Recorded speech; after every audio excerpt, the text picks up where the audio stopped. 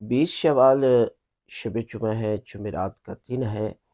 और एक ऐसा अमल, ऐसी तस्बीह कि जो रिज़्क के सारे दरवाज़े खोल देगी। और शब जुमा दुआओं की कबूलियत की शब होती है। शब जुमा शब मग़फ़िरत है, गुनाहों की माफ़ी की शब है।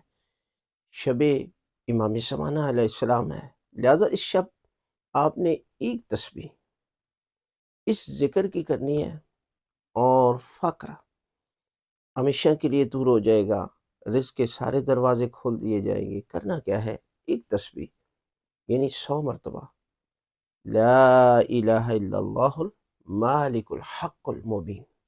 ये वो ज़िक्र है कि जो आप हर शब जुमा यानी जुमेरात के दिन आप इस ज़िक्र को करें।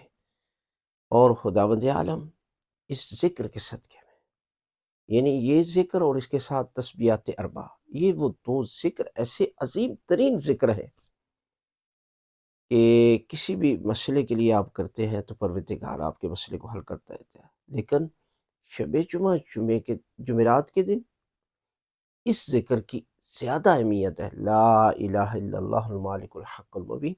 एक तस्बीह पढ़े, परवरदिगार जो है वो रिज़्क के सारे दरवाज़े खोल देगा।